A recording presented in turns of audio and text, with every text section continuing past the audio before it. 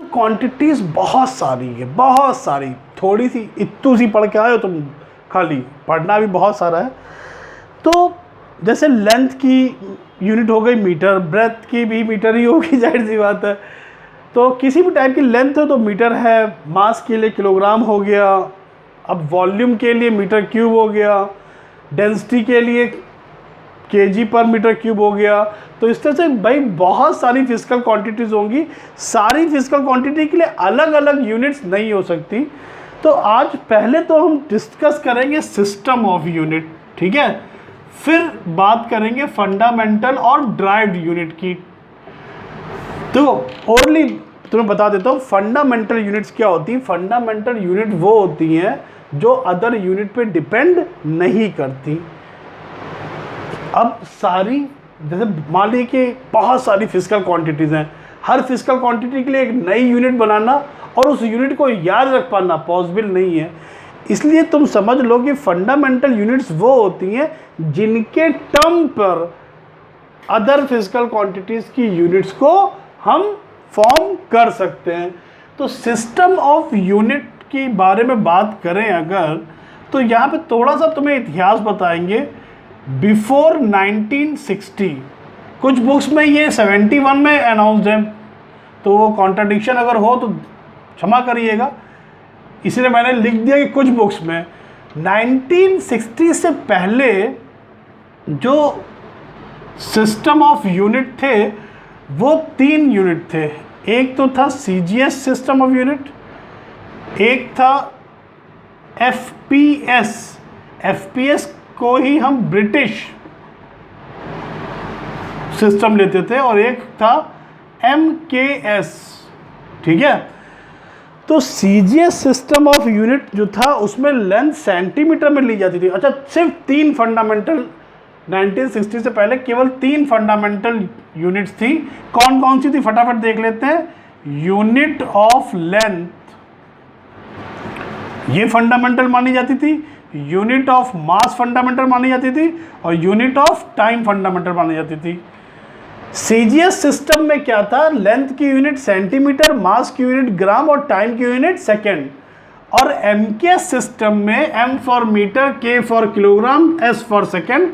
MKS system में unit of length metre, unit of mass kilogram और unit of time second लेते थे। CGS और MKS ये दोनों ही सिस्टम फ्रांसीसियों के थे। और FPS जो था ये ब्रिटिश का सिस्टम था। फुट पाउंड सेकेंड, डिस्टेंस के लिए फुट, वेट के लिए या मास के लिए पाउंड, और टाइम के लिए सेकेंड। जिन जिन कंट्रीज में ब्रिटिश ने रूल किया था उन सभी कंट्रीज में FPS चलता था। फुट वर्ड तुमने अभी भी कहीं ना कहीं सुना होगा, अपने इंडिया में इतने स्क्वायर फुट का प्लॉट है, सुना है नहीं सुना है। 1 मीटर या 6 फीट की दूरी बनाए रखे कोरोना से बचने के लिए, सुना है ना। वो इसलिए क्योंकि हमारे ऊपर भी अंग्रेजों ने बहुत साल शासन किया है, तो अभी अंदर से गया नहीं है वो फुट, ठीक है, जबकि फुट का यूज़ अब नहीं होता है। तो FPS सिस्टम ये था 1960 से पहले। फिर एक मीटिंग हुई फ्रांस में 1960 में, और उस मीटिंग में एक नया यूनिट, नया सिस्टम ऑफ यूनिट पैदा हुआ। वो था इंटरनेशनल सिस्टम। क्या था? इंटरनेशनल सिस्टम, जिसे कहते हैं SI सिस्टम। और एक्चुअली कुछ SI फसाई नया था नहीं, इसी MKS को नाम बदल के क्या कर दिया, SI सिस्टम ऑफ यूनिट। तो जितनी भी SI यूनिट्स होती हैं वो सब MKS से ही ड्राइव होती है, जो ध्यान रखिएगा। तो इसमें क्या हुआ कि बहुत सारी खोजें भी हुई काफ़ी टाइम, ये तो बहुत टाइम पहले की बात थी।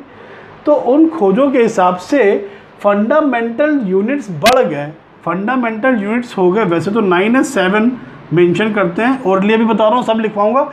यूनिट ऑफ लेंथ, पहला यूनिट ऑफ लेंथ मीटर, दूसरा या लिख देता हूँ, देखो, अच्छा, पहला हो गया unit of length metre, second unit of mass kilogram, third unit of time second, ये तो सब पहले से थे।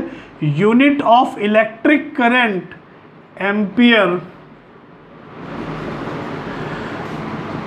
Unit of temperature kelvin, unit of luminous intensity.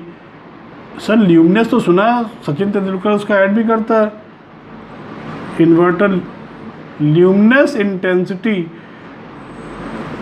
Cadila, बताऊंगा अभी ल्यूमिनस इंटेंसिटी का मतलब भी।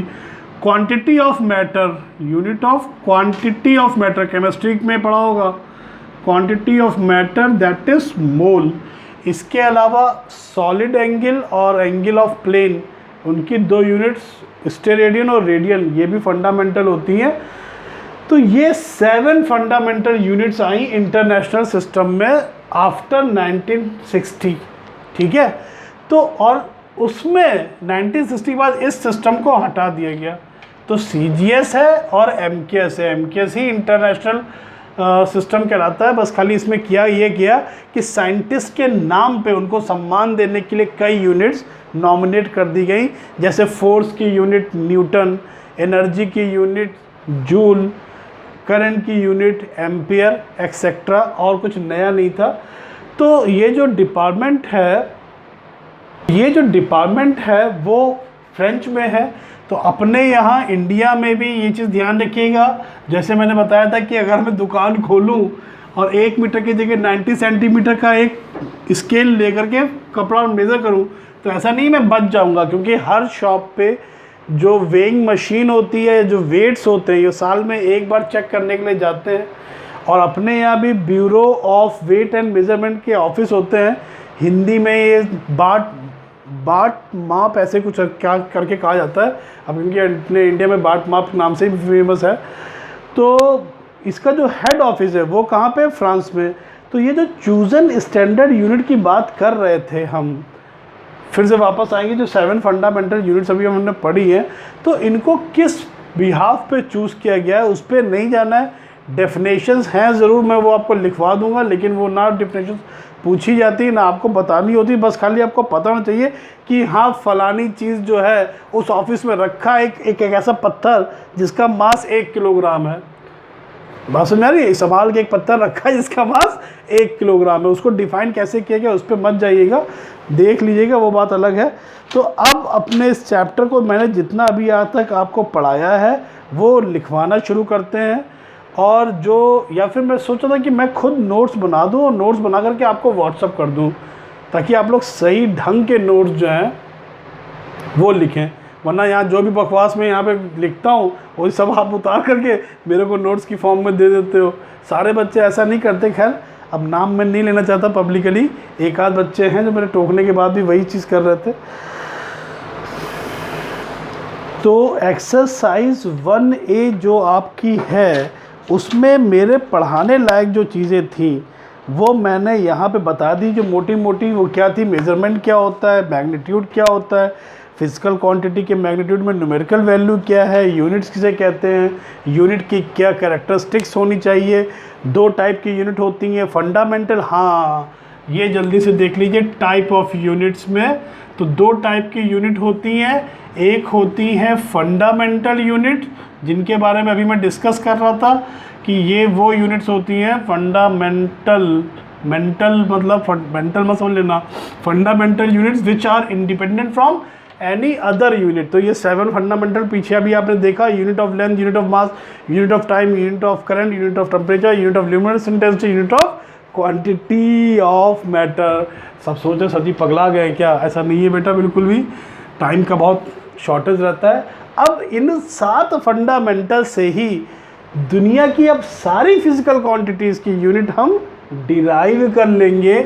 इसीलिए जो यूनिट्स फंडामेंटल से डिराइव्ड होती हैं उन्हें कहते हैं डिराइव्ड यूनिट। कैसे, अब देखते हैं, आइए कैसे।